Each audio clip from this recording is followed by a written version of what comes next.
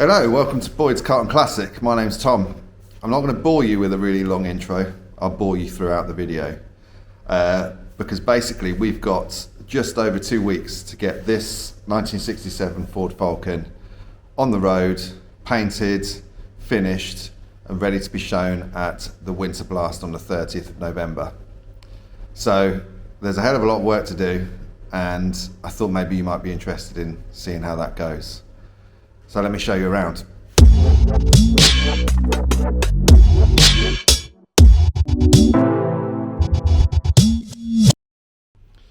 So let me show you the car first of all. 1967 Ford Falcon. Really interesting car. It's obviously an American style, I guess, cruiser. In the vein of you like your Mustangs and stuff like that. Probably not quite as desirable, but for the British roads, it's a really good size. And this is basically an abandoned project. So I picked it up in a deal a little while ago, and mechanically it's good. It's got a really lovely 302 engine, which I'll show you later on when we get to doing some mechanical stuff. But what let it down was the bodywork, and it was kind of stuck in limbo because it's one of those cars that part of you wants to make a show winner, you know, spend a fortune, get it perfect, spend a fortune on paint. But it's still a Ford Falcon. You know, if it was a Mustang, it could command a, 20 grand price tag if it was perfect. But really, how much is this thing ever going to be worth? I'm not sure. So my intention really is to get it on the road. And the first thing that really needed addressing was the bodywork. So happily, it is solid. All of the welding has been done. It's all metal and done to a solid standard, albeit not aesthetically that pleasing. So it's basically been a case of sanding, filling, sanding, knocking down high spots and doing everything I can to make it look good, look all right. But I'm very realistic and very conscious of the fact that it's probably not going to be perfect. So given that it's not going to be perfect, we decided to go a different way with it. Like I say, if you're going to create a show vehicle, then the expectation is that all the panels are perfectly straight. The paint is, 2, 3, 4 stage, hugely shiny, all of that good stuff, which really costs a lot of money. You're talking 10 grand just in paint. But like I say, this thing wants to be on the road. It drives, it sounds incredible, believe me, when we get to that bit. So we're going a different route. We're going to go with the race car route. So it's got the stance. It's a cam 302, so it's got some power behind it. And if we get it one color, if we get it reasonably straight, we know it's solid, then we can make it look good. And that's a big thing for me. Boyd's Carlton Classic is about getting cars back on the road and doing it in a way that means they're not prohibitively expensive.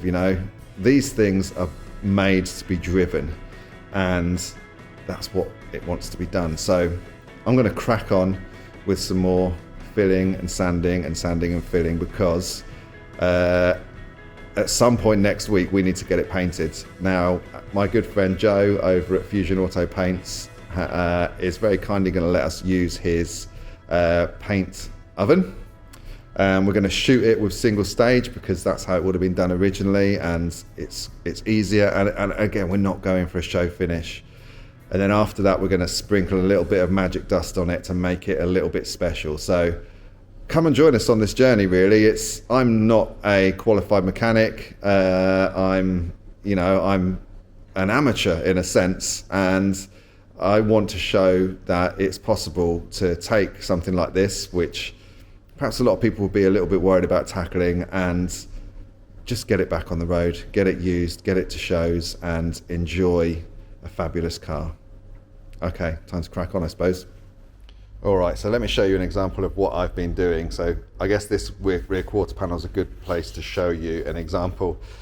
Like I say, all of the repairs have been done. At some point, this thing has obviously been rusty, and someone has spent a huge amount of time and money. I've got reams of receipts to get it back solid. But what they didn't do is get it back particularly straight. So I've had to basically go around and sand everything, starting with sort of 80 grit to try and get down to some sort of straightness with a block. then fill, then sand, then fill, then sand, knock down high spots, and you can kind of see layers of historic filler that I've added on. We can see metal, we can see primer, we can see paint, and to try and get it as straight as possible, like I say, within the realms of what we're trying to do here. It is a laborious process. If anyone wonders why it costs so much to have a professional paint job done, it's because I've been working on this pretty much non-stop for at least 4 days now, and I'm not even close. I'm going to need another 2 days at least. Last night my good friends came around and helped me to key the paint, but I still need to go around and pick up on these last bits. So knocking down high spots, filling them in, getting them nice and straight. But you can see, whilst it looks like there's filler, there's actually metal there. It was just about getting it straight. Likewise, it's obviously had all new rockers down here, the lower part of the door panels, and again, I'm just getting those as straight as I possibly can before we go to paint. So I'm going to crack on, do some more sanding, and we'll see how we look. All right, so it's a few days later. It's from last time. I thought I would just show you where we're at, really. I think I'm at the that'll do point of paint prep, and let me just show you what it's looking like. So unfortunately there wasn't repair panels aren't available for these cars, or certainly I couldn't find them, so it's been a case of metalwork and primer, and it's not perfect. There's bits that, as I said, will never be 100%, which is why we're going down the race car route, but as well as doing the bodywork, the bits that have been repaired, there's also been some sort of imperfections in the paint where paint has reacted weirdly, so it's been a case of flattening those back and filling some small bits. Around this side I'm a little bit further ahead, so I've primed as well.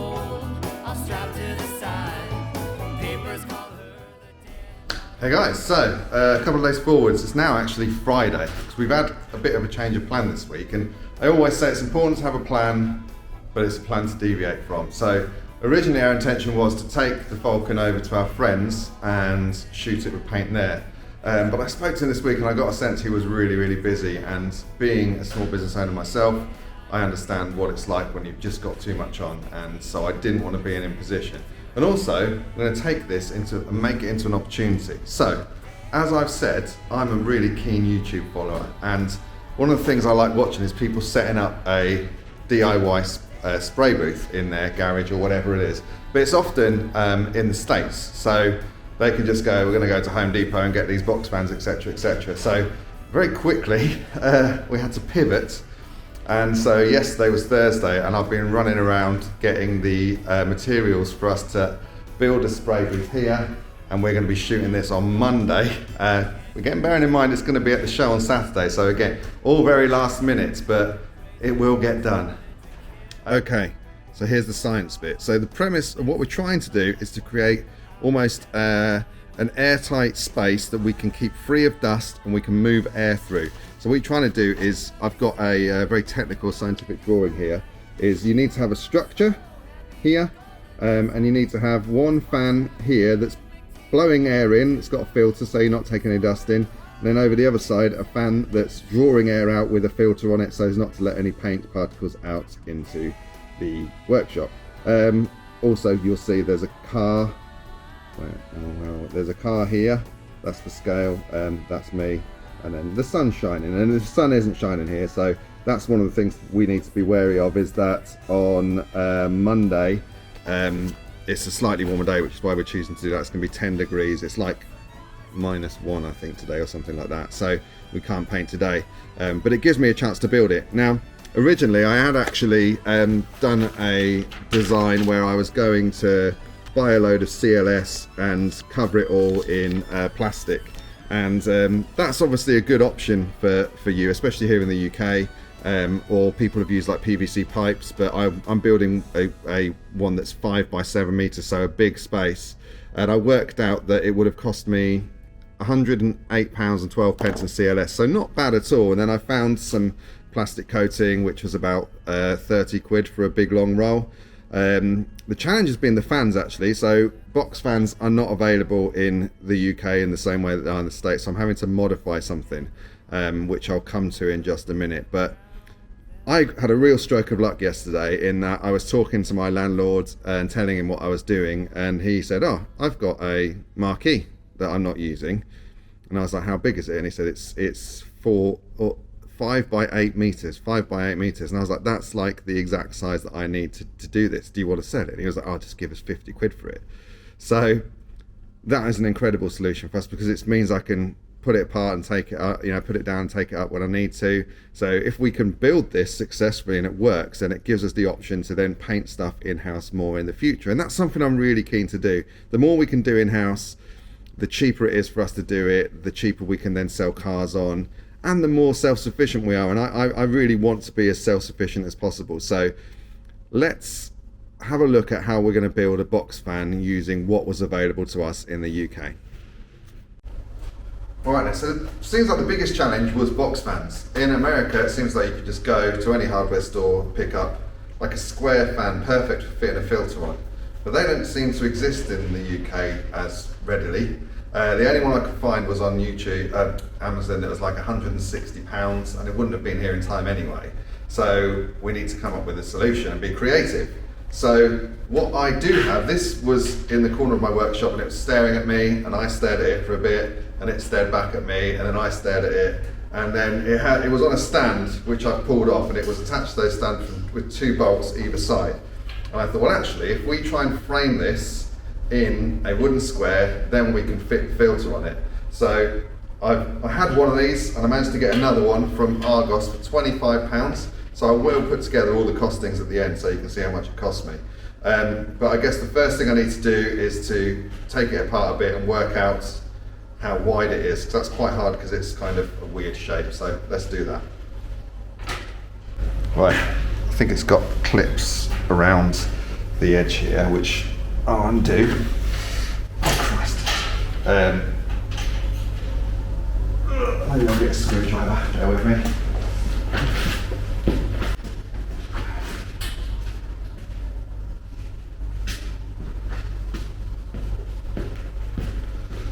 Screwdriver. I'll just unfit those, because they're my hands, my delicate hands.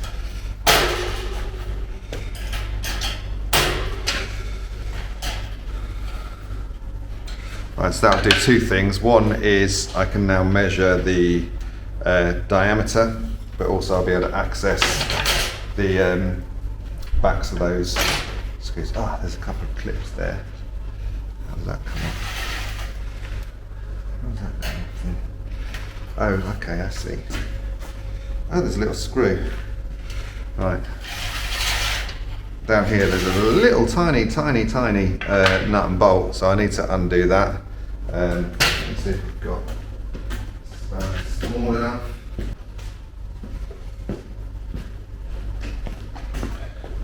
Right, I didn't have a tiny spanner, so I'm going to try this adjustable. Lefty loosey. Hopefully that's turning the nut and not just turning the whole thing. Yeah, that seems to be working. God, they really didn't want you to take this apart. Get your fingers stuck in it, did they? I guess where there's blame, there's a claim. Right, let's see if that now comes open. Yeah.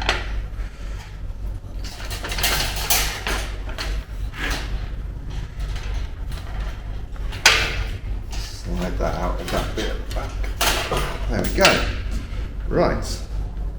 So let's measure the diameter, because we want the frame for it, I guess, to be fairly tight.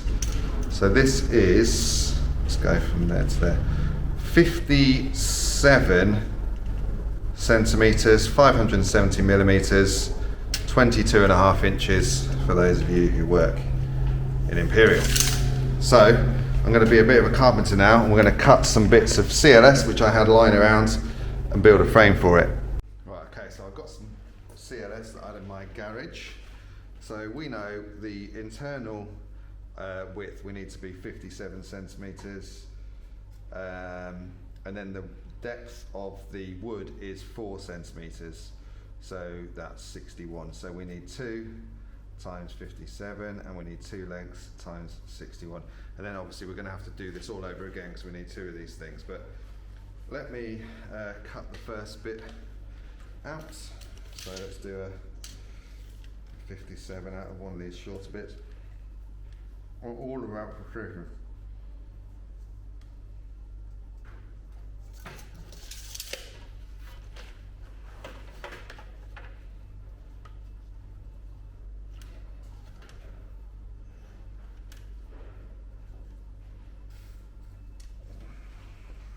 I do actually have a chop saw at home, but I don't have it here, and I couldn't bother to bring it here. So, let's chop them out the way. Them out the way.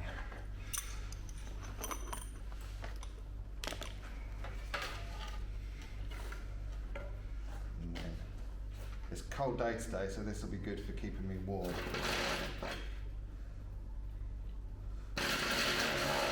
God, this sword blunt.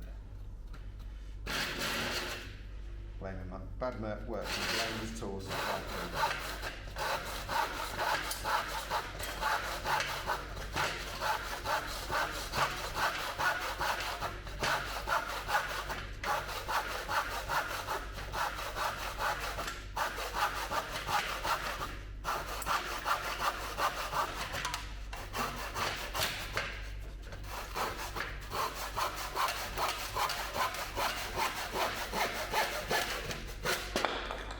Perfect.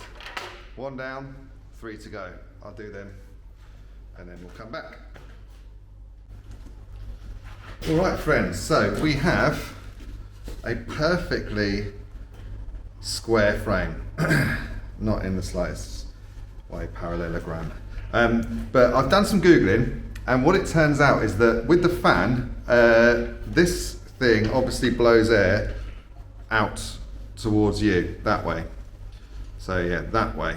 And what you need to do is make sure the filter is in before it, because what you don't want it to be doing is all the dust and crap that's blowing that way getting sucked into the motor here. So the filter needs to go in front of it, and then the air go through, get pulled through it, kind of thing. So I'm gonna have to slightly modify my highly technical design.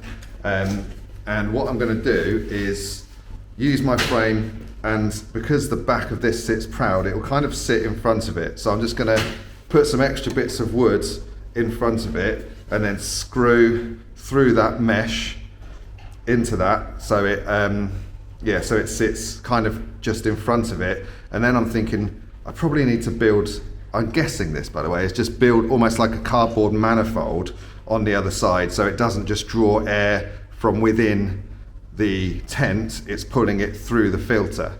So yeah, so I'm going to put a few bits of the offcuts of wood around here, drill the fan through into those bits, put the front back on, and then hopefully, yeah, we should be able to put the filter on and see how it looks, and then we can do the other one. It's science, baby. Okay, so we're getting somewhere now. Now you would have spotted earlier, and I know you spotted, I said it needed to be 57 and 61 centimetre lengths, and it actually needed to be 65 centimetres, didn't it? I needed to add that 4 centimetres on twice. And you knew that, and you kept quiet, didn't you? Because you thought it's best if you learn some self. Well, thank you for that, because I have learned, and I did fix it, and we'll know for the next one as well. So it's sitting in, I've put some bits at the bottom to make a bit of a base, so hopefully it's stable. We'll see when it's switched on. And I now just need to, it's such a good interference fit.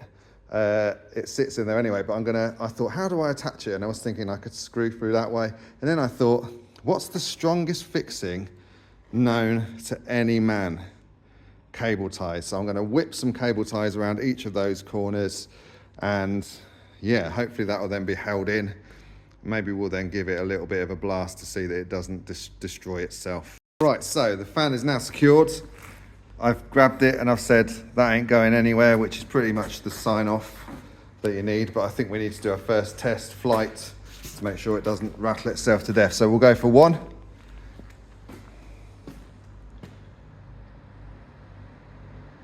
That's looking good. And I'm going to jump straight out to 3 because I'm crazy. All right, that seems all right to me. Solid box fan.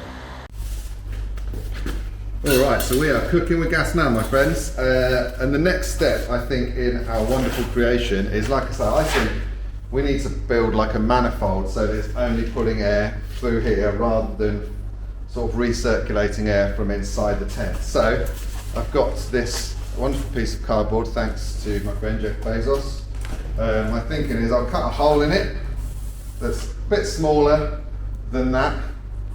So I think the blade is 18 inches, so maybe I'll go for 18 inches. And then I'm just going to tape it so it's airtight to the frame like that, so it only is pulling air through the back of that. So yeah, bit of arts and crafts, let's give that a go. Right, I found a steering wheel that's 15 inches, I figure that'll do. And I guess we want to kind of make it central. So let's find the center point. Oh, 65 centimeters that way. Actually, we know that because that is the size of the frame. 65. You'll notice that I only work in whole centimeters. I'm not interested in millimeters. Half of 65, guys, 32.5. Let's mark that off there. And then let's go the other way. All fingers and thumbs. Hold them between my legs, it's too nice to put on the floor. That is 81, so let's say 40.5. Yeah, I was really close. I'm good at picking the middle without measuring. That's probably my main skill in life. And then we know this is 15 inches wide, so let's just, so I can line it out better, let's just mark off 7.5 inches each way, so I can drop it in the right place. And then what I'll do is draw around the steering wheel, try not to get Sharpie all over what is very nice wooden steering wheel. Like I say, I don't know if this is necessary. If any of you are scientists, I guess you need to be scientists for that knowledge, let me know. But I think we want to make sure the air is flowing from back to front, so it seems like a sensible thing to do for not a lot of effort. I'm going to go and find a knife. Found one. One of the things you find when you have a massive 3,000 square foot workshop is, oh my god, I put stuff down and I can never find it. It's the worst. I was like that anyway in my garage, but in this place, it's an endless struggle trying to find your tools. And apologies, by the way, that the workshop's not, look at it's tidy. It's like when I'm like really in the grip of a project, and it's a busy couple of weeks. Obviously I'm filming these things for you. I'm building this Falcon. I've also got a show that I'm putting on the 30th of November. I kind of just get really wrapped up in doing work. And I kind of reward myself when I finish the project by doing a really sort of big clear out of the workshop. So I'm looking forward to that. Because I do like having a tidy workspace, but it's difficult, isn't it? That is perfect.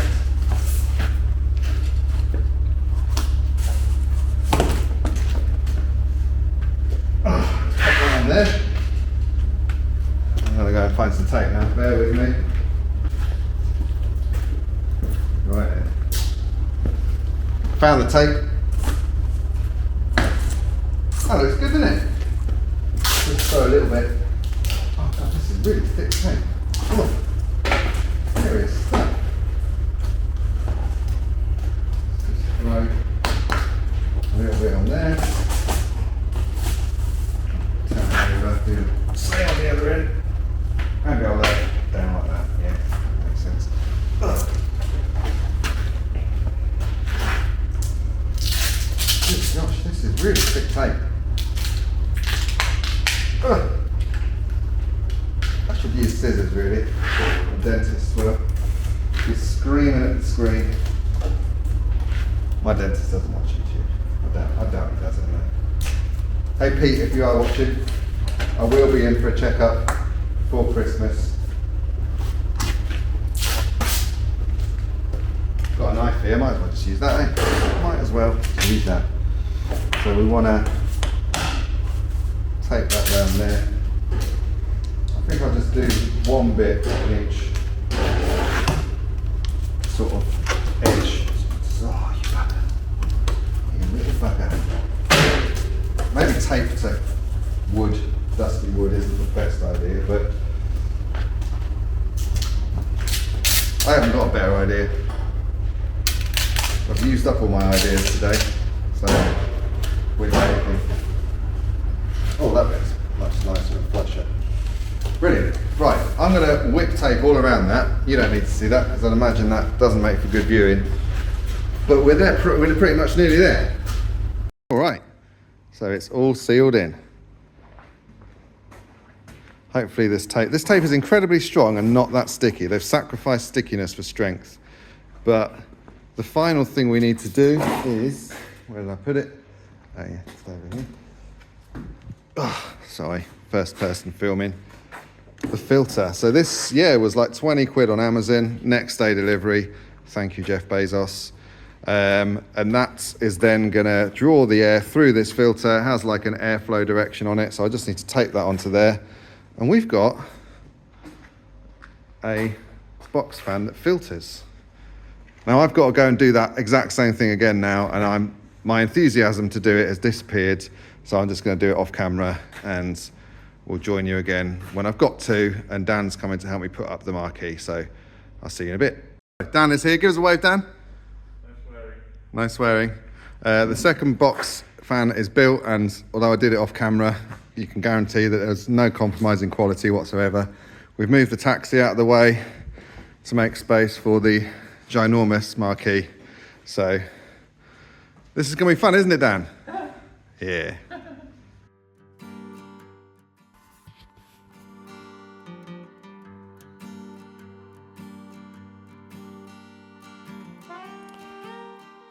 So what happened next is that Dan and I took about an hour and a half to 2 hours to put up an enormous marquee. Now, I did record most of that, and if you'd like the extended director's cut of us standing around looking confused, lots of builder's crack showing and getting it wrong and then having to take bits apart again and put it back up again, then do let me know and I can send you that if that's your jam.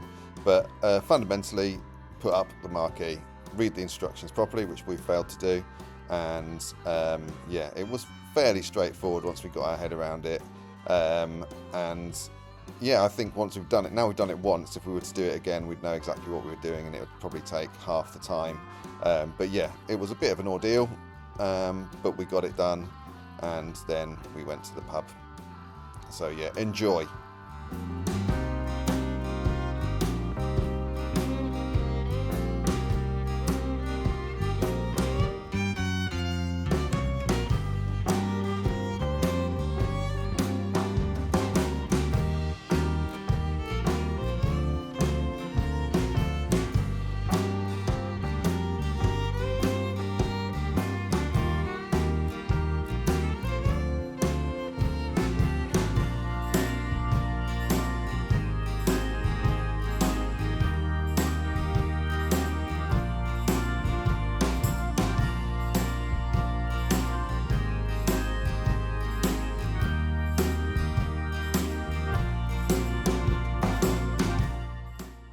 All right, look at that, 50 quid.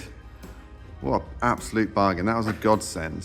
So Dan and I managed to get this up. It took us about an hour and a half, I think, on Friday afternoon.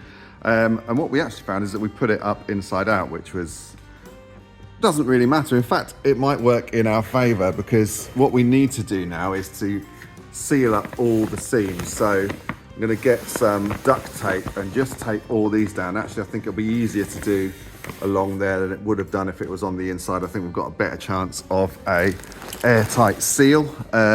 So yeah, all the tapes, all the joins, everything will be taped up to try and make it airtight. So I'm going to crack on with that now.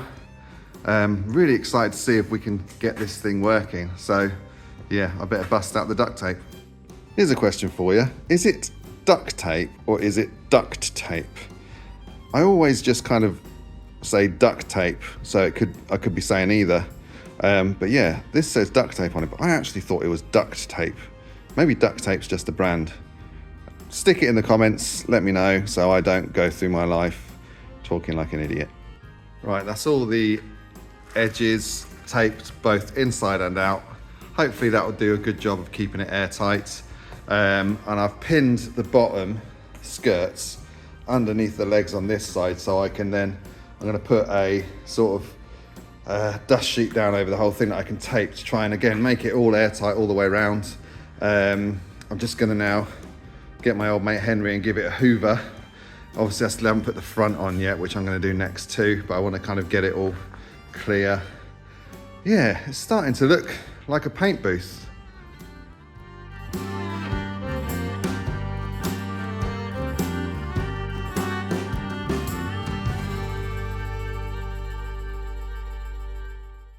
All right, so I was at my favourite shop, B&M, the other day, and I found these dust sheets. So they're 5x4 metres. This is 5x8 metres, which is just too good to be true. And this is actually a 5-pack for £4. So God bless you, B&M. My plan is I have taped it all around. I've put that side up now, taped that all in, and realised it's got a big garage door opening. So that couldn't have been more perfect. This side was a bit short around here, so I've taped some polythene down there already, and then I'm going to lay the dust sheet down so we've got a complete seal around all the skirt there to keep as much dust out as possible. And yeah, obviously this is a workshop I've been working in for quite a few months now, so it's not the cleanest, so this will hopefully keep it as clean as possible.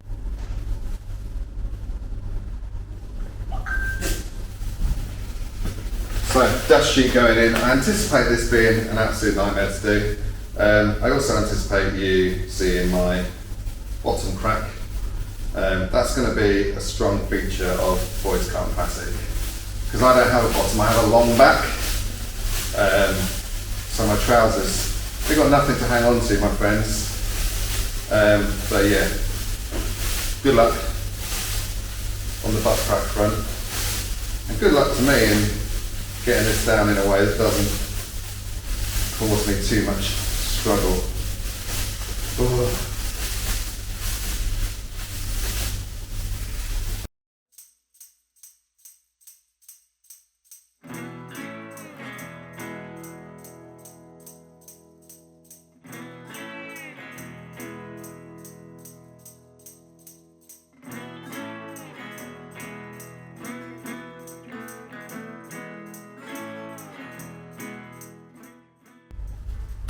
All right, so the floor is now covered, and it's starting to feel a little bit less like I'm arranging a 60-year-old's garden party and more like we've got a spray booth. But I just wanted to quickly show you this as an aside because it affects the budget. So last week on Friday I built the 2 air boxes, and I ordered some air filters from Amazon, and the listing gave the impression that it was 2 you were buying, and then when it arrived it was only 1. But I thought, so I won't bother Jeff because he's a busy man, and you know, I'll just order another one because it was next day delivery anyway, so I knew it'd be here in time for today. I'd already built the box, so I just need to take it on. And then when I opened the box this morning, this time I've only got 2 of the buggers, if I can get them out. So this time I've got 2. So you get the impression there's 2 in here. I don't know what Jeff's playing at. I'm starting to think that he's not individually checking every one of his listings. So Get your head in the game, Jeff. But what it does mean is if you're going to do this, 2 filters for 20 quid. I'll put the link down in the description so you can get it for yourself. But again, that makes the whole build a little bit cheaper as well. So I'm going to get this on to the other box fan, and then I'm going to actually look at cutting holes in here and installing those, which I've been putting off for some reason. I feel a bit nervous about it, but it should be fairly straightforward. So I'm going to crack on and getting that ready. Right, so I popped my airbox there, the air filter's on the back of it now. Now, as you know, I put a sort of manifold so it's circular opening. So basically all I need to do is cut a hole that is bigger than that circle, and then I can tape around to the cardboard and get an airtight seal, and then we know it's going to be coming, you know, I guess a seal round there. So let's give it a blast. I've been really putting this off.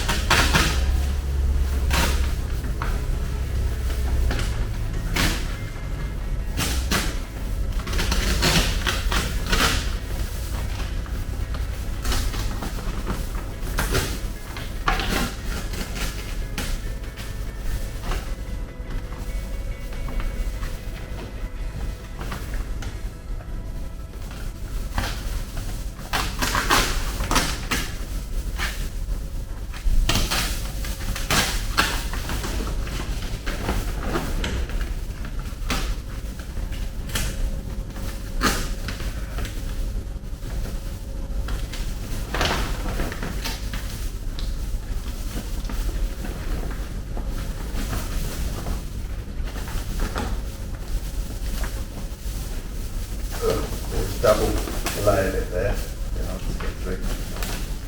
Okay. There.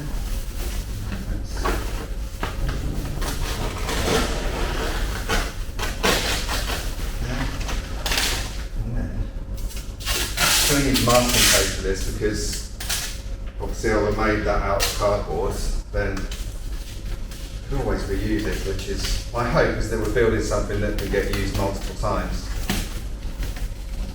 Because whilst it's only costing relatively small amount, it's still money, you know. And I kind of did think about getting one of those inflatable spray boots you might have seen, and that's something that I'd still kind of like to do because it'd be perfect for this application. Like I say, we put it up when we're painting and put it down when we're not.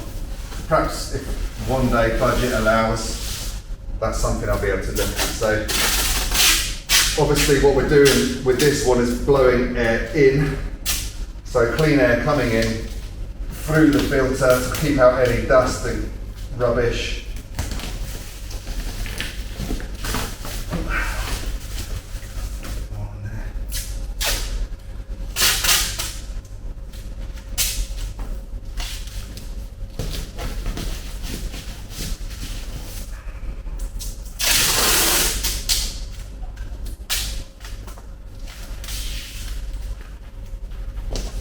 You might notice my phone keeps going off, and that's because it's show week, like I say, so you got non-stop people asking if they can bring their dog and bring their kids and all that kind of stuff. Tickets still available. They are still available, although that's in the past, so you missed it.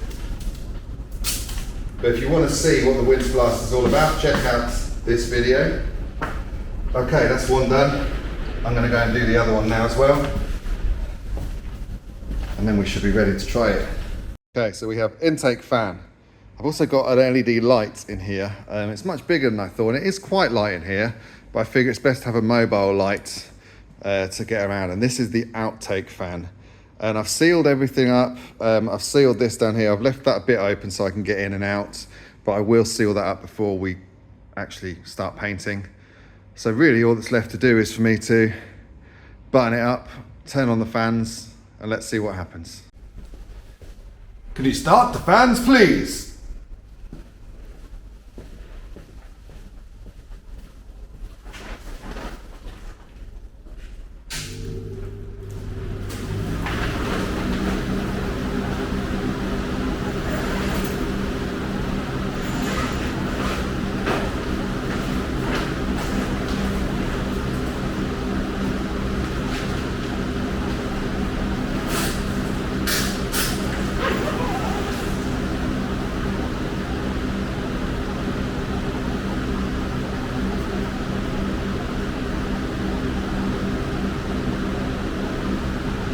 actually working. You can feel, I don't know, it feels like a vacuum in a way. The walls are being sucked in slightly, which is good. I know there's a couple of bits I need to seal up still, which I'll do when the car's in and when we're in with it.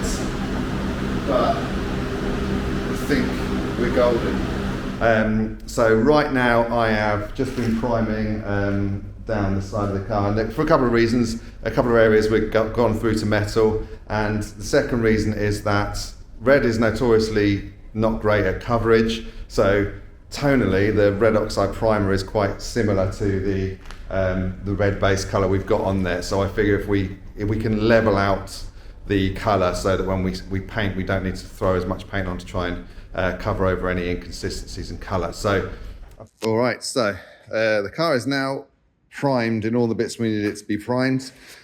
We've keyed the whole car. Got my friends to help me do that last week. But obviously I now need to key the bits of primer.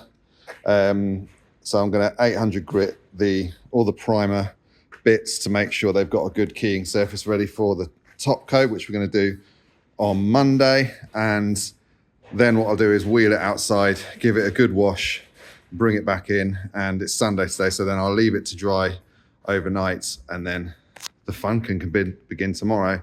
I'm so excited to get it into paint now. So yeah, I better crack on.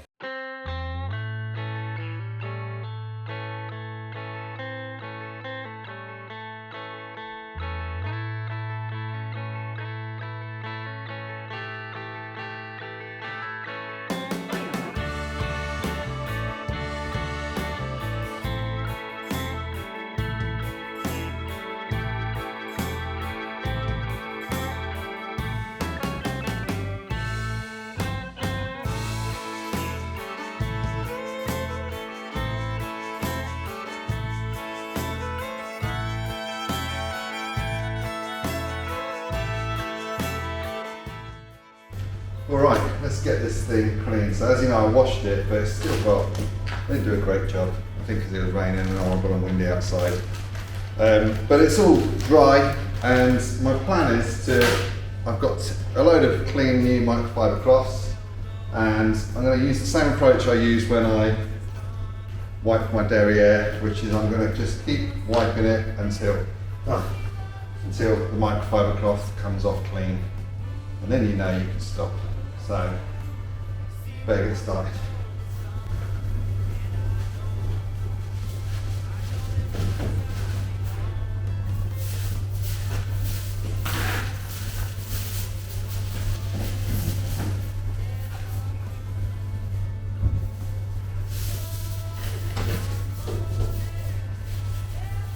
So when I've done this, what I'm going to do is mask it, and then after that I'm going to wipe it all down with alcohol, just to make sure there's nothing, no contaminants, no sort of soaps, waxes, detergents, anything on there that might react with the paint. So yeah, wipe it like this, then I'll mask, then I'll wipe it with alcohol, and then I'll roll it into the paint booth, which I've just spent the last couple of hours getting ready.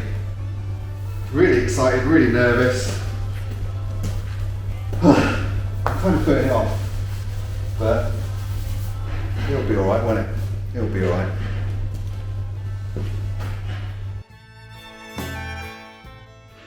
Alright, so the car is now clean, and what I want to do is basically mask off everything that we don't want to get paint. I'm sure that's pretty obvious. So I've got a number of things. I've got some plastic, I've got some paper, I've got some self-adhesive stuff, I've obviously got a ton of masking paper, and I'm just going to have at it, get in there and mask off anything that we don't want to get paint on. And again, it's a bit of a laborious job. I find that, you know, the excitement of running my own custom shop, you know, the idea of it is that it's going to be all fun and games. I'll be like Matt Armstrong going up to Monaco and these beautiful cars, but the reality is you're mostly sanding, cleaning, masking, or trying to fix broken things. Not all glamour, but this is the life I've chosen. Genuinely sorry. I wouldn't want to be doing anything else in my time. So that's get her masked up.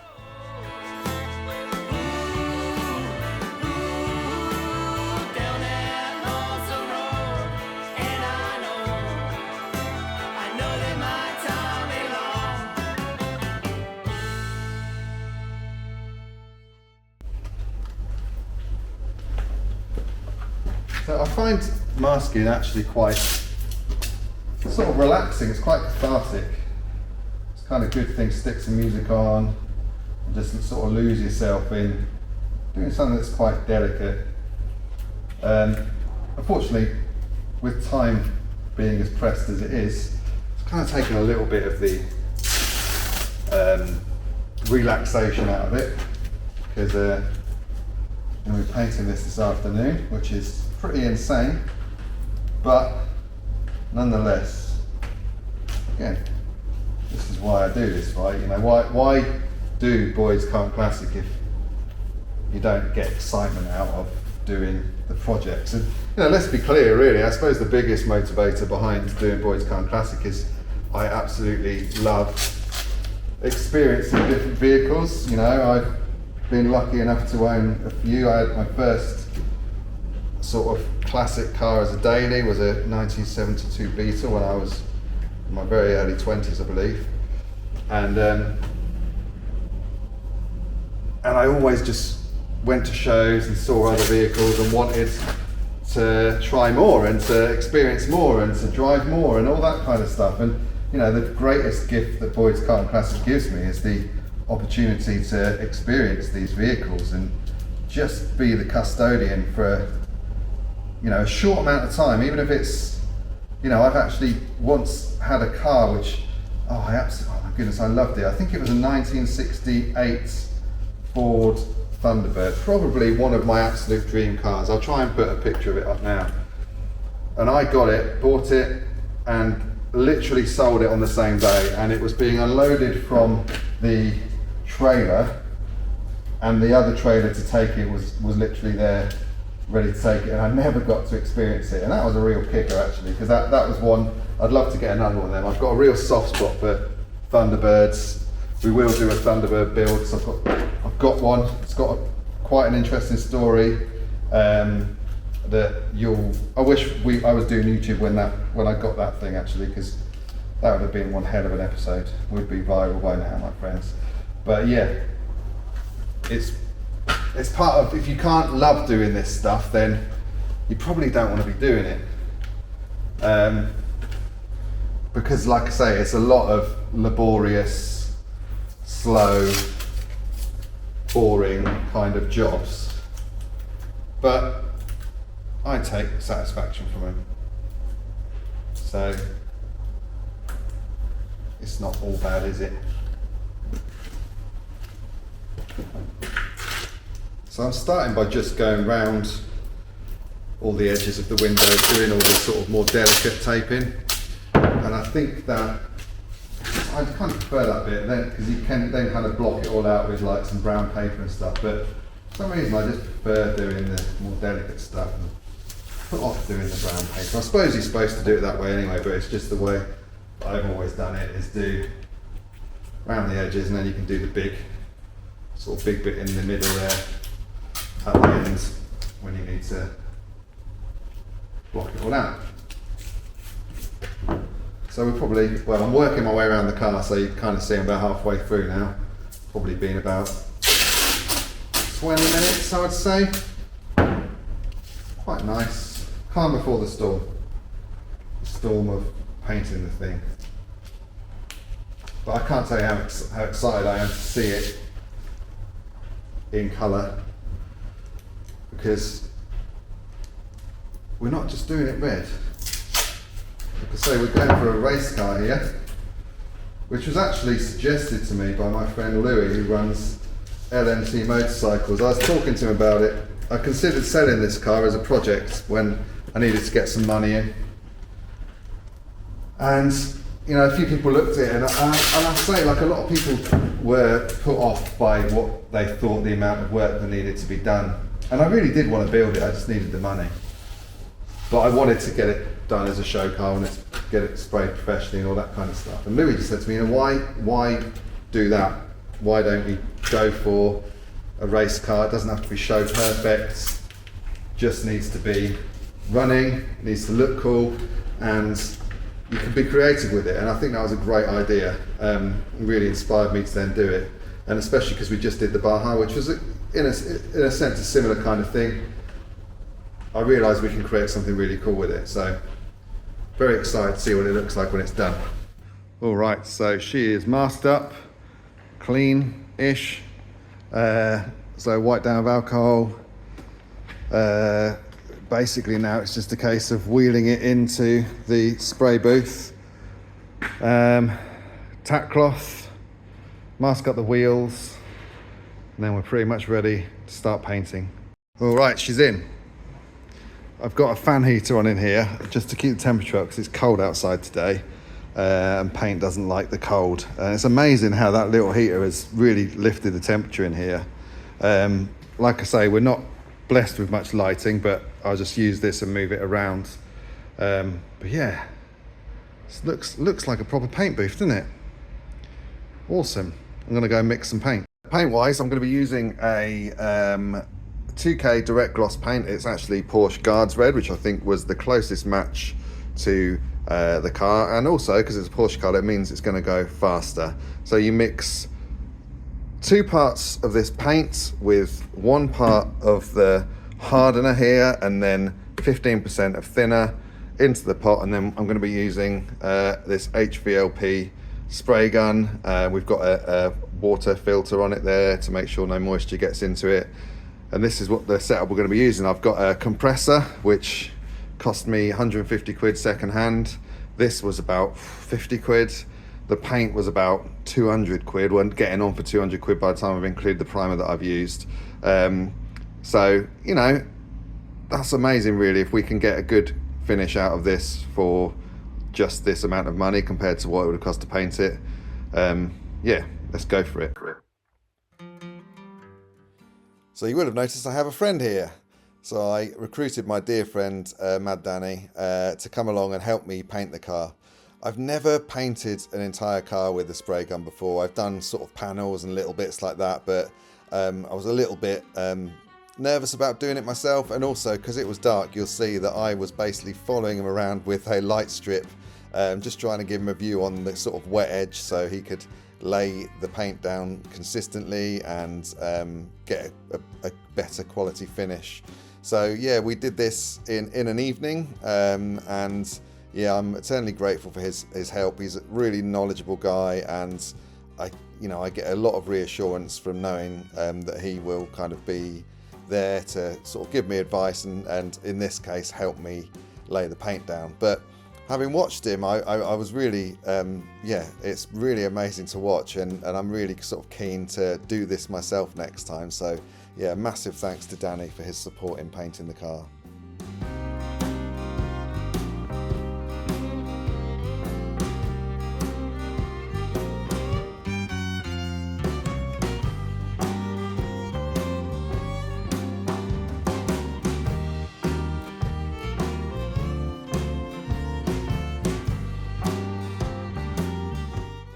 So my only regret of the evening was that we both turned up wearing exactly the same outfit. So what are the blinking chances of that happening? Super embarrassing, so apologies for that. We'll make sure we coordinate our outfits in the future and don't end up wearing the same thing.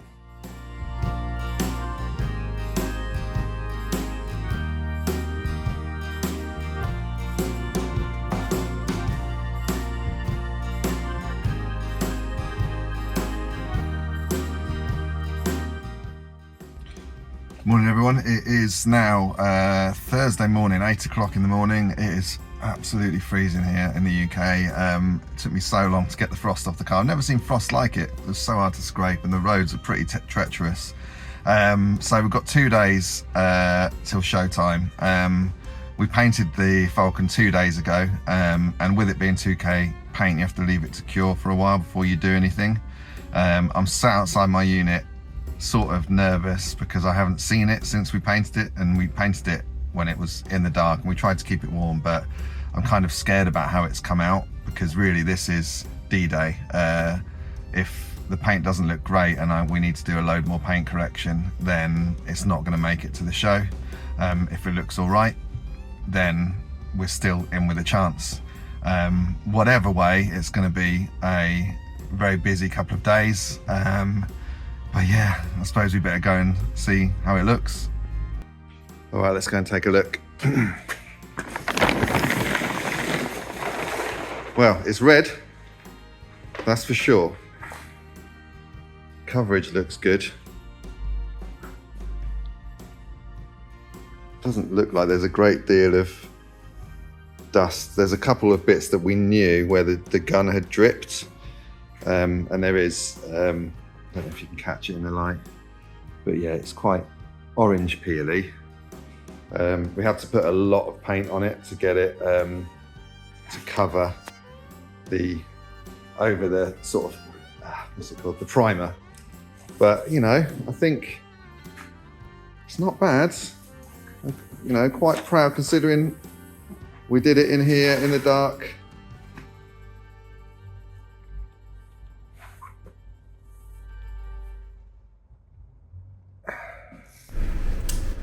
All right, so I've had a think about 2 minutes. That's how impulsive I am. And my thinking is I'm going to cut and polish it, see what I can do. And again, if I can get it done, who knows if we can get it at the show. So if you're familiar with the process, I'll show you a little bit about what cutting and polishing is all about. All right, so here I have my polishing guy, can't remember what it's called, car polish machine. And I have some, this is heavy cutting compounds, 1,000 something grits, step 1 basically. I figure we're going to need it to be the heavy one to just start making some speedy progress because time is not on our side. So what I'm going to do is just apply a bit of it to the pad. Bloody clogged up there with me.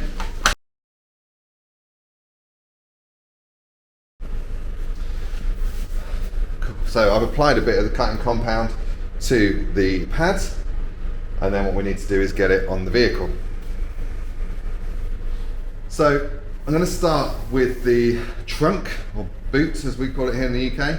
I want to just pick one panel to see how we get on. So what you want to do to start with is to run the machine quite slowly, because you don't want to fling the stuff everywhere, it'll go all over you and me. Get a layer of sort of the cutting compound down on the panel, give it a couple of passes on a slower speed, and then once you've done that, we then will do it on a faster speed. And we'll also, if it starts looking like it's bogging down a bit, then we'll just apply, I've got a spray of it's just water that I'll spray on it to keep it moist, to keep the polisher moving. And yeah, let's see what we can do.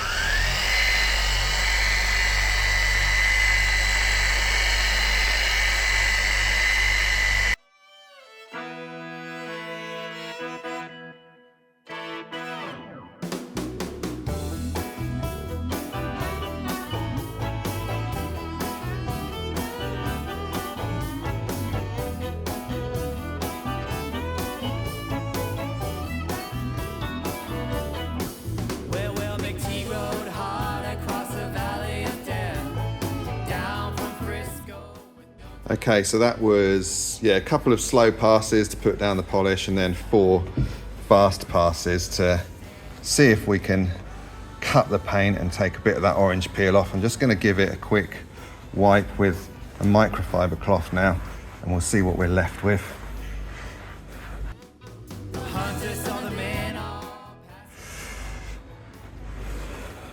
All right, so does it still have orange peel?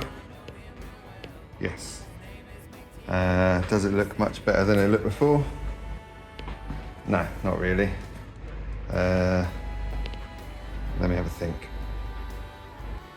So the polishing didn't really do enough to cut through the paint and plan it out, so I'm gonna have a go at wet sanding. So again, I'll do a small part of the trunk and we'll see how it looks. And if that is successful, then we've got a whole car to do. So again, I think we are on the brink of deciding whether or not this is going to be ready, but I'd much rather it be good than rush it to be at the Winter Blast. You know, I like to set myself ambitious goals, but to be honest with you, I'm not sure, because I'm putting on the show as well as trying to do this, whether that is a bridge too far even for my irresponsible targets. But the dream's not over yet. Let's see what we can do. So for this, I'm going to use a DA, so it's a random orbital sander. I've got some 1500 grit paper. It's kind of hook and loop. Now you can do this by hand, and I think we will have to do elements of it by hand where there's shapes in the bodywork that will be hard to get to with the sander. But to do a test patch and then to do the large swathes of thing, my thinking is to get this done in time, we want to be using the sander. So again, what I'll be doing is using water to keep it lubricated, applying very, very little pressure, because the last thing you want to do is burn through the paint, and that's particularly prevalent at the edges where there's a risk you burn through the fine paintwork that we've done. So again, I'm going to pick a test patch, give it a couple of passes with the paint, and when it starts gliding more smoothly, we'll give it a wipe off and see how it looks. And then we can make a decision as to whether or not we want to proceed and do the whole car or go back to plan B, I suppose. So I've already got the paper wet, but let's just put a bit more wetness down for good luck.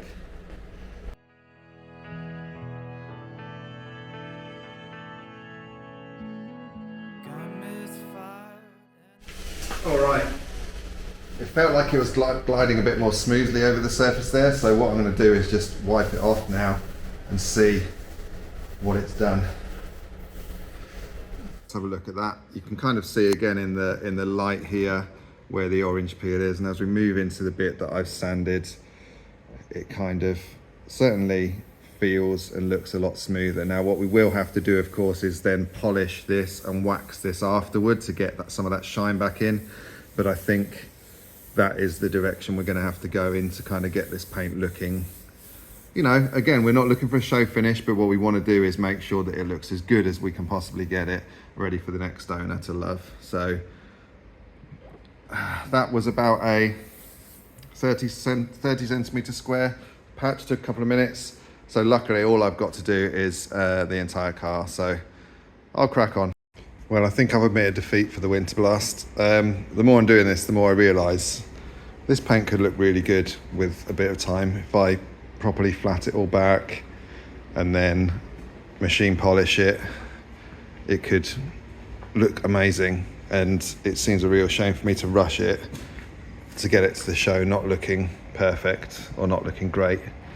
So yeah, I'm quite sad about it, but I think it'll be worth it in the long run to make a better vehicle. And you know, it'll be really amazing to have painted something here that looks really good. So I kind of want to do the best job I can, because then I'll know in the future what sort of standard I can deliver in-house. So I don't really want to compromise. So yeah, I'm going to keep on. I've done the trunk and I've done the roof. I'm going to keep on keeping on. It's probably going to take me at least today to get it all flatted back, and then tomorrow I can be polishing, and that's cool, you know. That's, who knows, it could be that I take it just painted without, I don't know, let me have a think. Bit sad.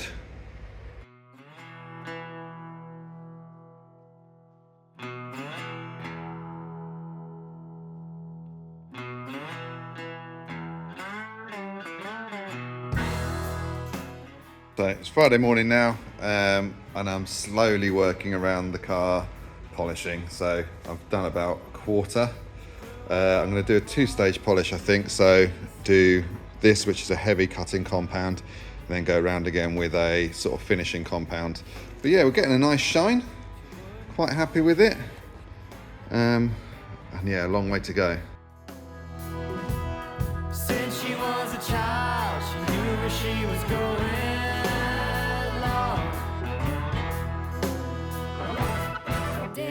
walked away 'cause she knew what she was doing, knew what she was doing.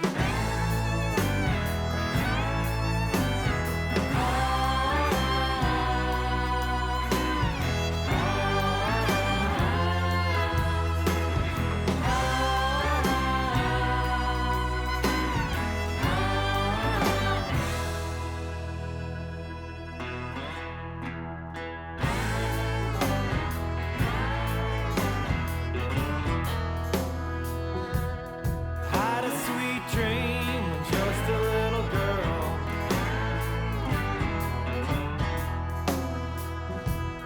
One by one, yeah, she cleaned up this world.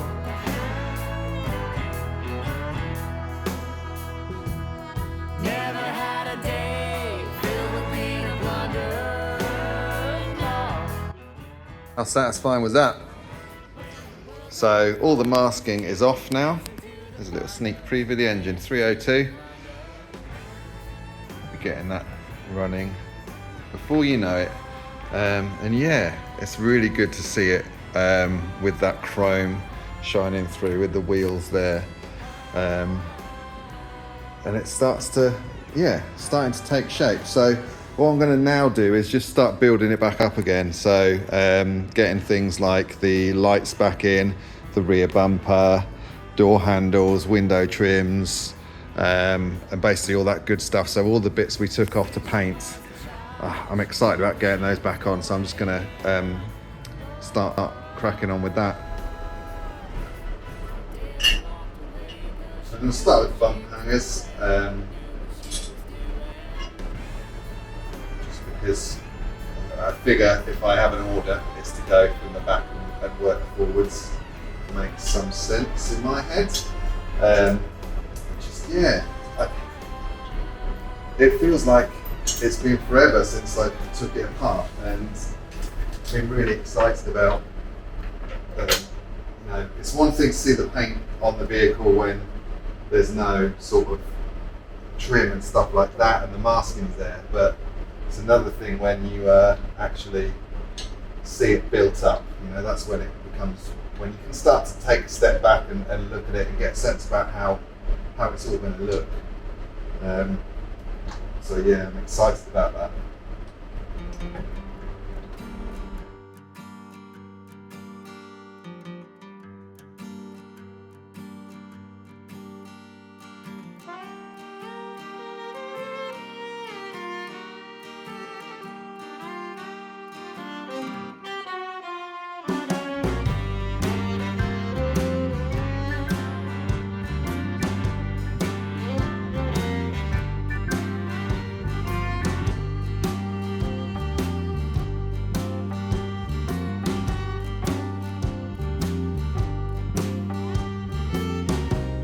Excited to be putting the rear lights back on. I think they're so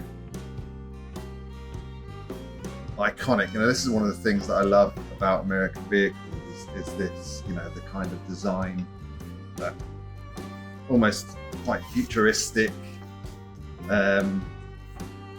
design that they put into these things, the detail in the sort of the chrome, and not like these days when it's just a plastic lump with a few bulbs in it. There's all this thought and everything that went into design. It really sets the car off, I think, gives it a real touch of class. So I just need to plug in the electrics, plug them back in, and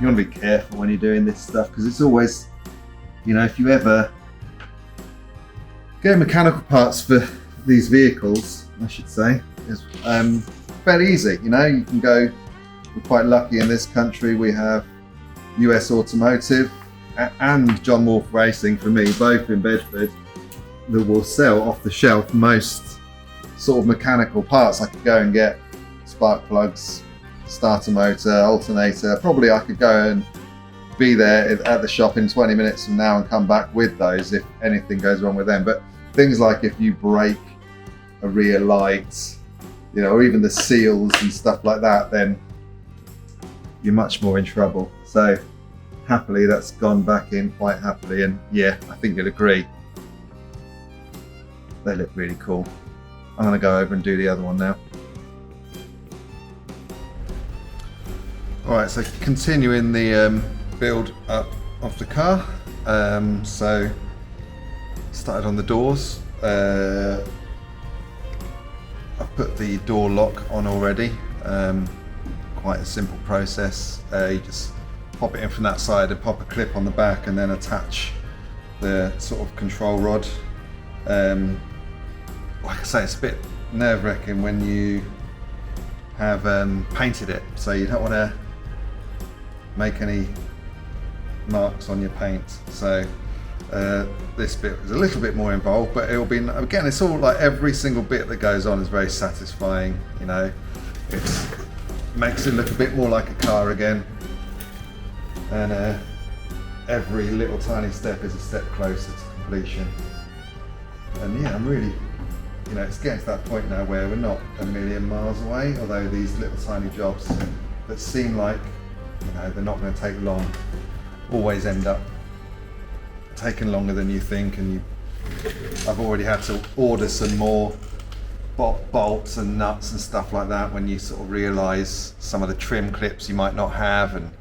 And yeah, I always try and make do with what I've got to hand, but sometimes you just have to bite the bullet and order some more fixings. But yeah, each one of these jobs is very satisfying. So again, for this, it's just a couple of bolts, very small bolts on the back, and then a case of reconnecting the control rod. One of the things I've, you know, being sort of new to YouTube, is not really knowing what to show you and what's really boring and what's worth your while and will keep you engaged. You know, this little project is a bit different in terms of how I've been filming it, because I didn't sort of start deciding to do YouTube until I was already sort of in the midst, I suppose, really. And I've had this vehicle for a while, so you know, I don't know how coherent this will be, and I'm sure my content will get better as we go on. But you know, do write in the comments like what works better for you. Is it better to just see a whole project all in one go, so you see it from start to finish, or would you rather me go into more sort of specific details on some of the bits that I have to do? I like I say, I'm no expert, so I'm reluctant to try and claim to be, and you know, for people to use this as any kind of how-to. But equally, I am picking stuff up, and I'm sure that it will be of interest to people.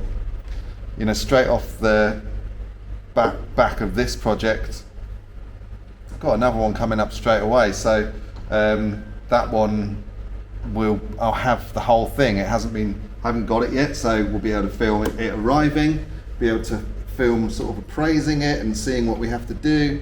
So there's lots that I'll actually get that I haven't done on this. So I'm just trying to get the little control sort of rod in. But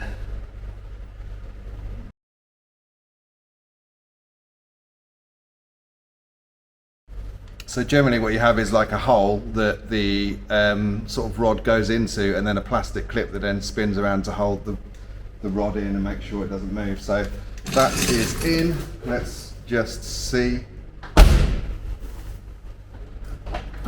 Good.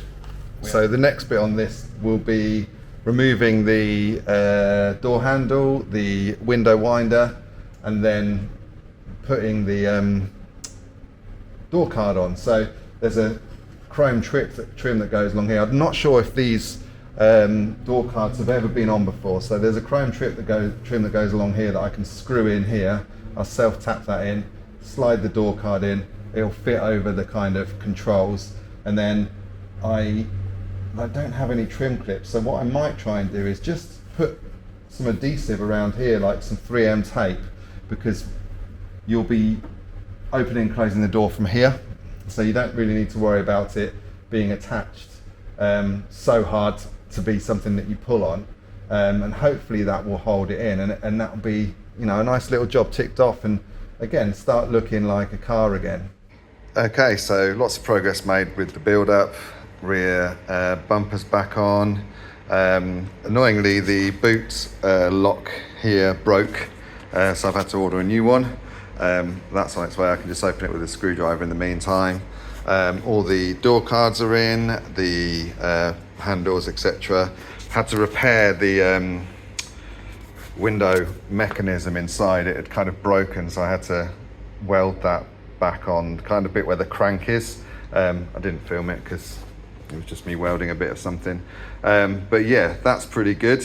Still waiting to put the carpets in, and there's a reason for that, and that's because I need to, there's no front indicators, so I need to come up with a solution for that, and I need to find out if the wiring's in, and if it's not, I'll have to potentially put some wiring in. So front carpet not in yet. Moving around, so front grille, headlight bezels, and then I'm just working on just the lower grille trim that you can kind of see here. That's got to go on, and then the front bumper as well I'm leaving off because the indicators are in that, and we'll come back to that later. So all right, so operation get the car running well. I don't know how much of the road this car has seen since it's been rebuilt. The previous owner, or the owner before that, I'm not entirely sure, who spent a huge amount of money on engine modifications, a lot of mechanical work, obviously all the welding that they've done as well. So there was a ton of work that had gone into it, and then before the project stalled. So we don't know how much the car has actually been driven, so whether the carb has been set up or anything like that. The symptoms currently are, it fires up, it runs great if you give it throttle. It's progressive, it goes right the way through, no coughing, no spluttering, which is great news, which is really good. But then as soon as you stop giving it any throttle or gas, then it will just die after a few seconds. So it's not idling correctly. That obviously is a pain in the butt. If you're used to have a lot of mechanical sympathy and are used to driving old stuff, you can kind of throttle the pedal, feather the throttle. I mean, so you kind of use your left foot to brake, and you could probably drive it if in a real emergency. But that's not where we want to be. We want to work out why it's not idling. So I've played with the idle screw mixtures, and that is not seeming to have too much impact on what's happening. So probably something else going on. So what I'm going to do is pull the carburetor off and look for a couple of things. One being, is the gasket okay, or is it blocking any of the kind of holes and causing it to not idle? And the other thing is something called transfer slots. So I'm going to pull the carburetor off and do a little bit of investigation and see if we can cause what's stopping it from idling. So let's do that. So to remove the carburetor, obviously I need to remove the fuel line, the throttle, the kickdown mechanism, the choke, the vacuum line here, and then there's just 4 bolts sort of here that need to come off. So I'll whip all those off, and then we'll get it up on a bench and have a look. All right, so that's everything disconnected from the carburetor now. So I'm just very carefully now going to remove it, and we'll get it over onto the bench.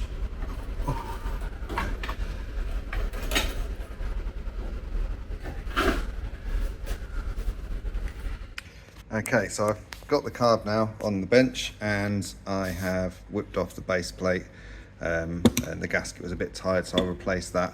But look in here, you've got, I don't know if you can see it in the light, there's these little transfer slots. You see that little slit there? So that should really just be about a square. So I think that might be open too much. Might be able to see it better there. So I'm going to adjust those down, which you do with this screw, this idle screw over here, just to bring that in to like a square. I think it might be over-fueling, and that might be causing the issue. So I'm going to give that a go. But I think also, while I've got the carb off, I'm going to take off the bottom of the carb here with these screws and just check that gasket underneath. Make sure it's seated correctly and isn't blocking any kind of channels or anything like that. So I'll get that off now. Okay, so we can see that it all looks fine. All of the holes are aligned. What I was worried about is if this, if you can imagine this is slightly off alignment, how it might easily be covering one of those holes. So that all looks good. So I can put that back together. I'll just give it a little clean and make sure it's all happy, but that can go back on, and that gasket seems in good condition, and yeah, good. Okay, so that's adjusted up. But one of the things I did notice is you'll see this sort of vacuum port is blanked off, but that's all cracked and busted up, and I wonder whether that might be enough to cause a vacuum leak as well. So I think I'm going to replace that and just make sure that there's no vacuum leaks in the system, because again, that might be the thing. Let me know in the comments if you think that tiny thing might be the thing that makes a difference. But yeah, I'm always learning, and it could well be, so it's worth changing. So I've reinstalled the carb, found another small vacuum leak, so I plugged those two and yeah, adjusted the transfer slots, and then happily Dan was able to come over that afternoon and be an extra pair of hands, so I was able to crank and he was able to tinker with the sort of idle screws and stuff, so we could get it to sort of run more smoothly. And yeah, basically we spent a couple of hours tinkering, getting it idling, and then we can start playing with the timing as well.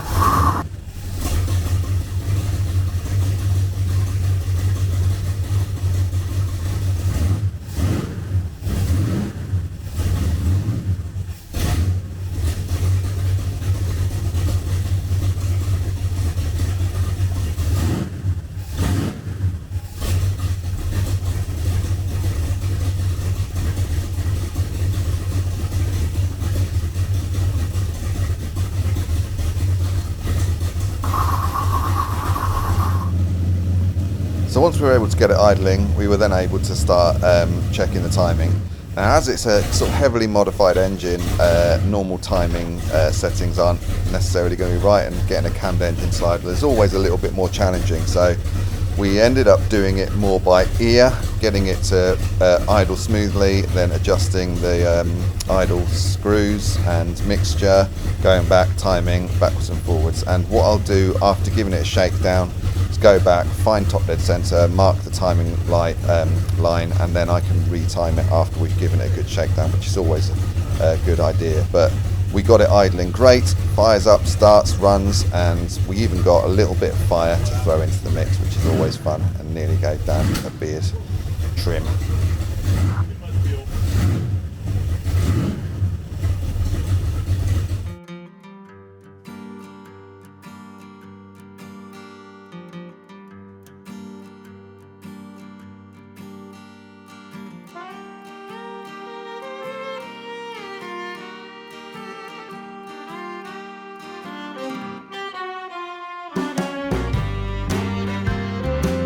Next job, so the car now runs, pretty much everything is bolted up barring the bumper, and the reason for that, as I've said, is the indicators. So this little hole is where the indicators go in the Falcon, and those indicators obviously aren't present, and I've been unable to find any. I would have got the original ones if I could. I think I managed to find one, and it was hideously expensive and not in the UK. So instead, what I've managed to find is these Hella indicators that are kind of roughly the same size. I think once they're sat in and once it's kind of, there's black around the gap, it should do the job. So I'm just going to mount those. There is these little brackets there, so it should just be a case of maybe tapping a hole and screwing in into it, or maybe I'll make a bracket. I'll have a look. But yeah, I think that should do the job. It's the best I can do now, and perhaps it's something in the future that the new owner might try and manage to source the correct ones. But for us getting it on the roads, I think that'll do the job. So in the end I did decide to make a bracket. I found some scrap steel, cut out some straight bits, bent them up in the vise and used those to put in behind the indicators. I just wanted them to be sturdy and held in right and not be falling out and looking rubbish. So also a good opportunity to take a video of angle grinding, which is always very pleasing, isn't it? Alright, there we go, little bracket made up. And she sits quite nicely in there. As I say, it's not perfect, but whoever gets this car, they might want to take the time to be patient and find the correct indicators, or indeed they might want to fork out a couple of £100 to get them as well. And I think that's a choice for them to make, but in my mind it's going to be on the road and it's going to have functioning indicators. So I'll go and do the other sides and then I'll start looking at the wiring. Okay, so the indicators have now obviously got fit in the bumper, and now it's a case of trying to find the wiring. So the good news is that the rear indicator, or certainly the left side, does work, which means we have an indicator relay and that clicker and etc. and all that stuff is happening. The one on the left hand side isn't working. It kind of clicks once and then stops, so that's going to need a little bit more investigation. But I was digging around back here and I found just some wires sort of hanging loose. So in my wildest dreams, that is the indicator wires, which is going to make life much easier. So what we're going to do is stick on the indicators, get out. So yeah, so I've stuck the indicators on. I've just stripped these wires and I'm just going to basically check them with a multimeter to see if there's any voltage coming to them now. And you should be able to obviously see the voltage fluctuating if that is it. No, nothing. Let's just try earthing it against an earth to see if there is any voltage to it at all. Maybe that black wire isn't an earth.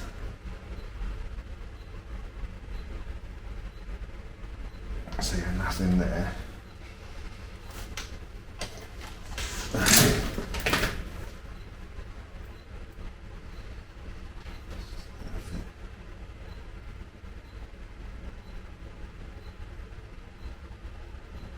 We might be in luck. There does seem to be some fluctuating voltage on this white cable here.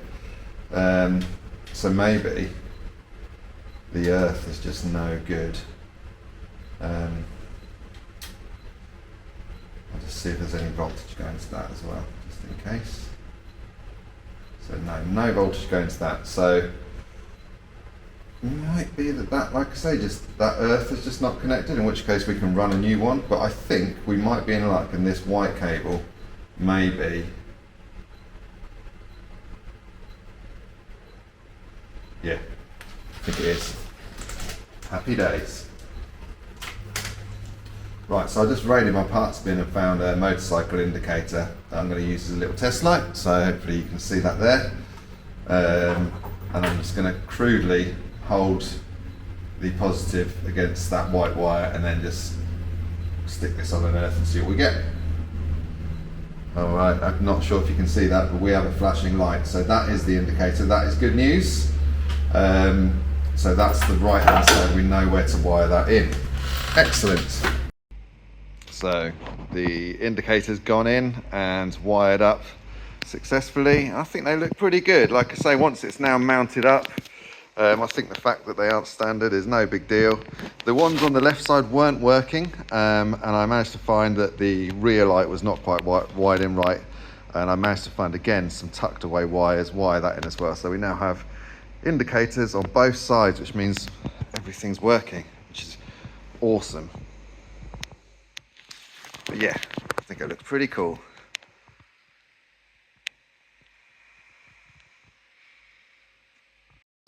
Another very satisfying job ticked off. So now the indicators are all wired in, and I know there's no more wiring to go in. I fitted the carpets back in. Pretty easy to do, just a case of sort of laying it in. I had to pull these trims off and basically get the carpet in behind those and tuck them back in, and it's a proper tailored carpet, so it just fits in beautifully. And it's a really nice place to be now, this interior. Really, really lovely.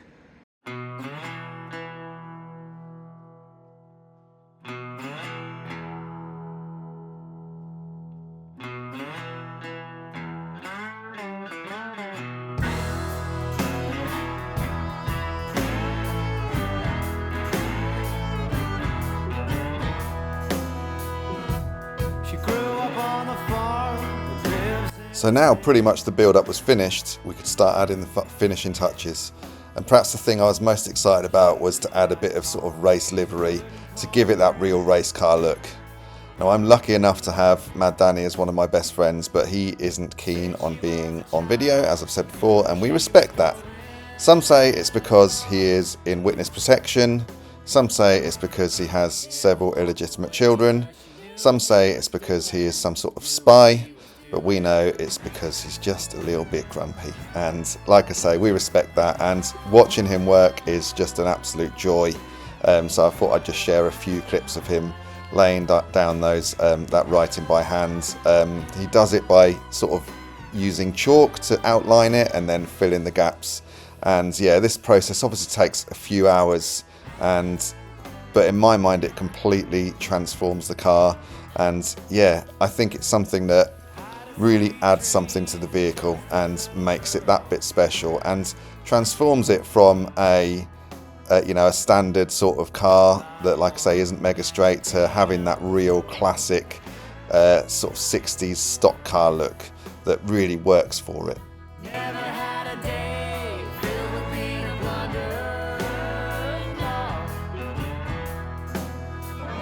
When the world's on fire, she'll be dancing to the thunder, dancing to the thunder.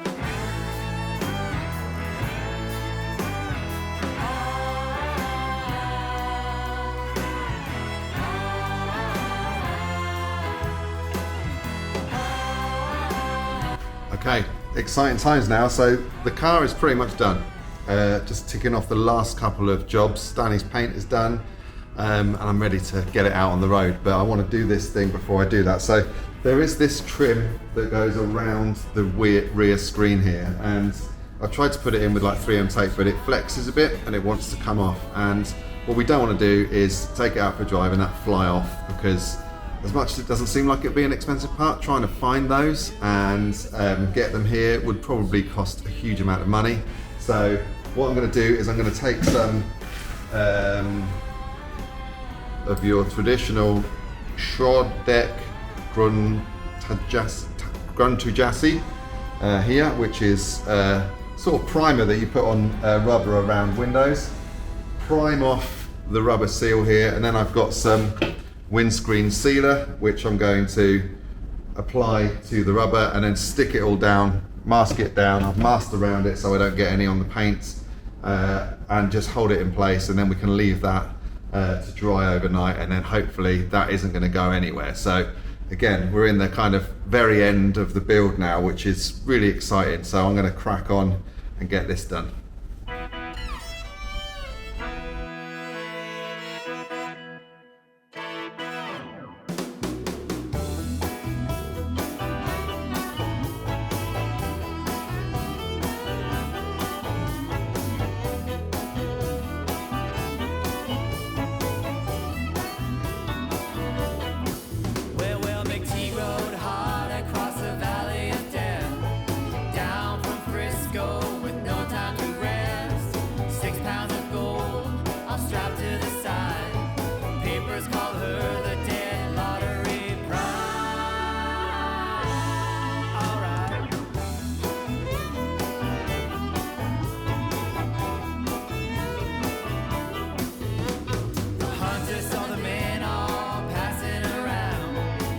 Okay, so all sealed up.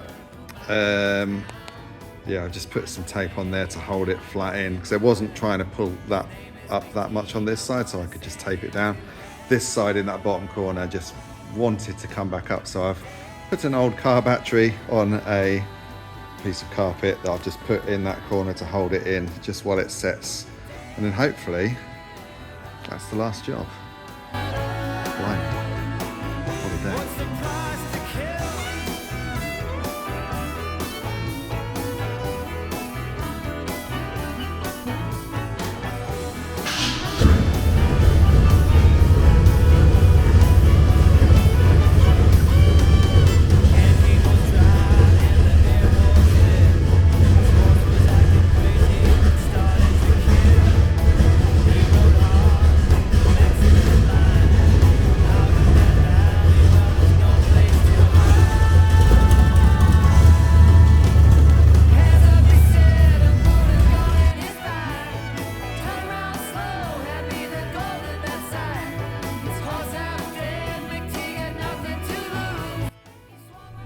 You are joining me on the maiden voyage of the Ford Falcon. This is the first time I've ever driven at any distance. Gave it a bit of a wash, checked the fluids, and we're just going to take it 10 minutes up the road to my friend Bill's house. Just give it a bit of a shake down, see how she gets on. Happily, she seems to be changing through the gears. Brakes are working. Feels pretty well planted on the road. Yeah, it's a great feeling to finally be out driving her.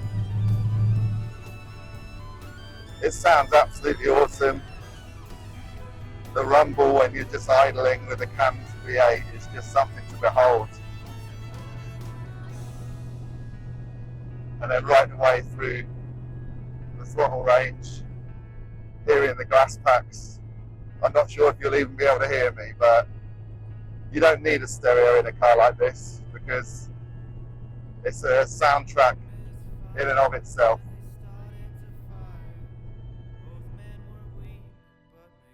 Been waiting for a day to do this, but the weather's been so bad. It's still really cold today, but the sun's shining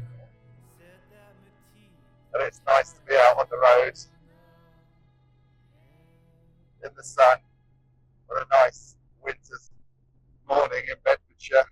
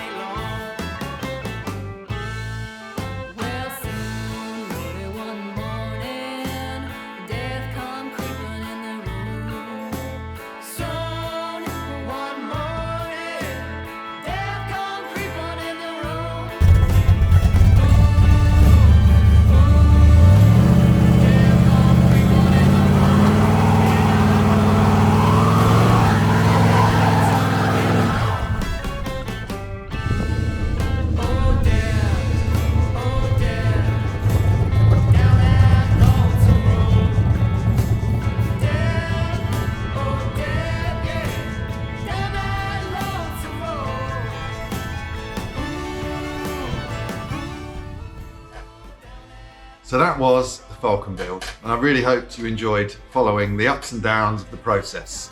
I'm happy to say that a couple of weeks after completing that project, I was able to sell the Falcon, and it's now living up in Scotland in Fife, and hopefully making its new owner really, really happy. As with anything like this with the business, ultimately what I'm here to do is make a profit. And I'm sure you're curious about how much it cost me and what I made out of that. And it's actually quite an interesting and complicated story. One of the things that I find is really prominent in sort of classic cars, especially American car circles, is people want to trade. You know, if they're into American cars, they see something they want, and often there's more opportunity to do trades than there is to just straight sell. And that's kind of a good opportunity, I suppose, sometimes for a trader, if you've got an opportunity to move something on, make a bit of money, get some new stock, do something to it, make a bit more money on that, etc., etc. And that's something that in the past, certainly I've done quite a lot of.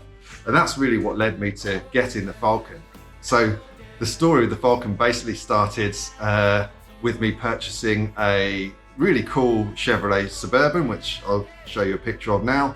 7.4 litre V8, that thing was an absolute brute. And I paid £5,000 for that, picked it up. All I did to it, I think, was replace an alternator. I don't think I did much else to it. And then it was good to go. And I was offered a straight swap with that for I believe it was a 1955 Ford Custom Line, which was bare metal, really, really cool car, had a 5-speed manual swap as well. And again, I don't think I did a huge amount to that as well, really. I think probably serviced it, and I think I put some seat covers on it. And again, was offered a trade for a Chevrolet C20 pickup truck, which was really cool, slammed with a BMW M57 swap. So again, I did that trade, and I did a bit of work on that to the gear linkage and the prop shaft mount, and I put a whole new interior in it, made it into a very usable truck. And then I saw the Falcon, and I was able to actually trade the Falcon and take £2,000 my way in that deal as well. And that's kind of how I ended up with the Falcon. So tracking back, like I say, my initial outlay was £5,000 for the Suburban. I then took £2,000 in addition to that to get to the Falcon. So actually the Falcon on its baseline cost me £3,000. Naturally along the way I spent a bit of money on parts.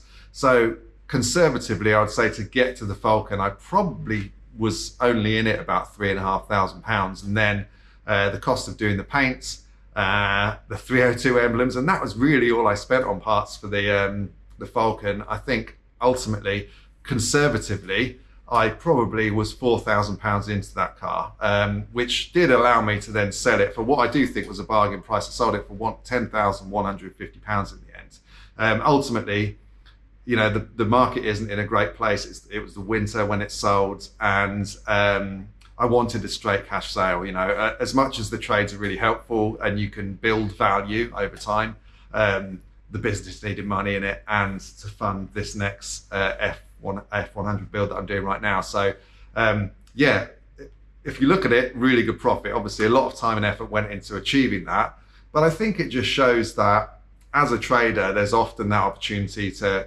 trade up. And I know a lot of people do that with, there's lots of YouTube series about that, and that's affected my life. So yeah, I hope you enjoyed watching the Falcon build. This is kind of the omnibus where I've pulled together all the videos together so you can see it all in one go. And then yeah, learn a little bit about how much money I made out of it. So yeah, I think it was 6,000, maybe between 6,000 and 6,500 pound profit on that project, albeit after a lot of work and a lot of steps along the way. So please do subscribe to the channel. I'm currently in the middle of this F100 build and I'm releasing regular episodes of that. And going forwards, there'll be a lot more content in the similar kind of vein as we take on more projects, build more cool cars, and hopefully build this business into being something really exciting. So thank you very much. Please like, please subscribe, please tell your friends, and I look forward to seeing you on the next one.